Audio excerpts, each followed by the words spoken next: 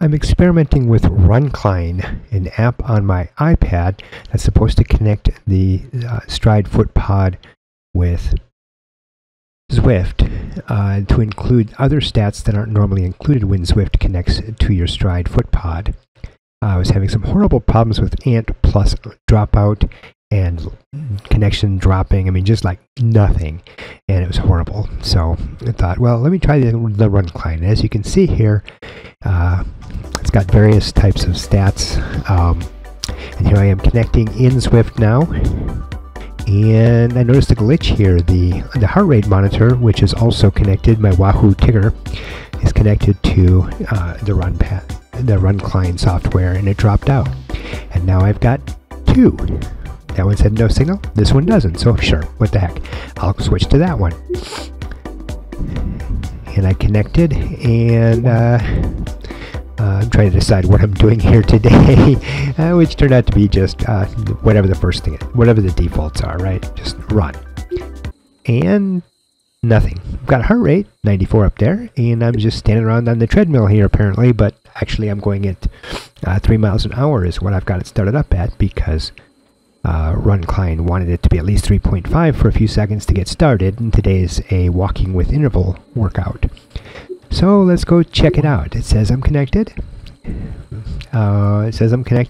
Got green check marks everywhere, so I go back and nothing. I'm still actually walking on the real live actual treadmill, but virtually doing nothing here but stretching out my ankles. So sure, let's try this again. Go back into the menu. Come on, go to the menu.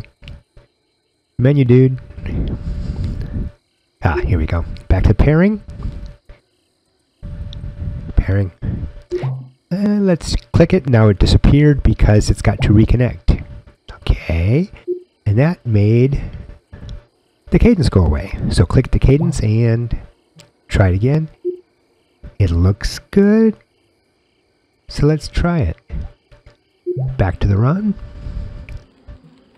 And I'm moving! Yay!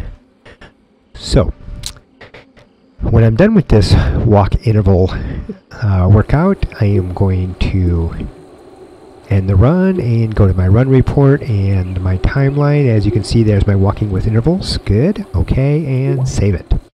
Now I'm back in the Runcline here, which is still actually running. Took me a few seconds to figure out how to end the run, even though right up there in the front left it says end run. I hit the interval marker on the right there. I'll show you why I did that here in a minute when I get to training peaks. But it's just scooping down through the stats here that you have available to you: power, heart rate, pace, speed, running efficiency, leg spring, form power, cadence, step length. These are all really ground contact time, and incline, which you saw set at 3%, which is what I did here. Really wonderful stuff here. And in this interval, because I did it at this, when I hit the lap timer here, I'm not doing anything because the treadmill's off. So I go to end run and email fit file, because I already configured it with my email to send. And there is the .fit and the stats. And I open it up in my email software and download it. Then I go into Stryd Power Center. Boom. And I upload the fit file, and there it is. Look at that cool circle. That's kind of a neat map that it stuck in there. It's just a big circle apparently. And it looks like, yes, everything's there. I've got my leg spring stiffness, my ground contact time, all these stats that don't normally come from Zwift. They came from the Runcline software on my iPad. And you can see I've got some elevation gain included there, which is cool. That's kind of what I was looking for. That's important to me because of the way I'm training for the things I'm doing. I need to know my stats for incline, how many feet of elevation gain I do on a per workout and per week and per month basis. Now I'm going to go into training peaks. And it looks, I've got two there. I'm not quite sure why. I'm going to have to do some experimenting to make sure of which is which here. So I look at this, there's the fit file, and Looks like I've got a lot of the stats I'm looking for. Looking at my heart rate graph, and there it shows some inclination. There it shows my big circle that I walked, and that's cool. So obviously this did not come from Zwift. This Zwift Run Watopia, that came from Zwift. And there's the little map of Watopia with the different stats there. Sorry about that. I'm thinking about two different things at once here. So I downloaded it, and then I deleted it. Because what I want to do is merge. You might have seen me do this in previous videos. So I get a file, boom, upload it. There's a little spinny thing, it's uploading. And like I've mentioned in the past here, I'm going to go back and recalculate, because sometimes the first import doesn't go the way I like it.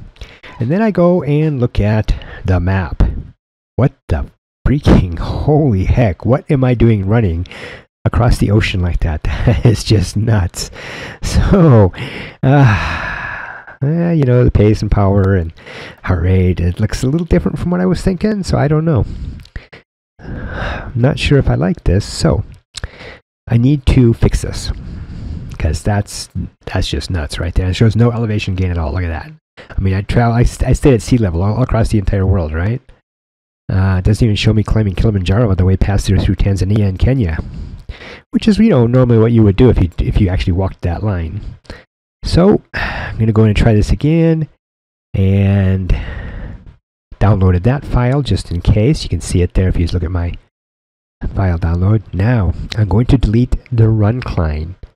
That just was not what I wanted. So now look, and back to Watopia. Yes, that is what I was hoping for, and shows what the elevation gain that I was hoping for. That's a much smarter. I'm going to go to the Analyze tab. There's some parts of this that are only available with premium accounts. I see my PA:HR, pace to heart rate variability. I'm just checking this out here because this actually has meaning. For the training plan, I'm going to be starting here early next year as I train for the Broken Arrow. 5.96 is what it shows right up there if you're looking. That's when I take out the warm-up and cool-down sections when I first get started, and when I stop and hang out there. I mean, that's meaningless right there. See what I highlight in blue? So now if you look down in the lower right, you'll see I've got entire workout and lap 1. Lap 1 takes out all of that at the end there, and if you notice 8.44, which includes the warm-up down there on the far left, that isn't wonderful, but it'll do the job. It's what I'm looking for.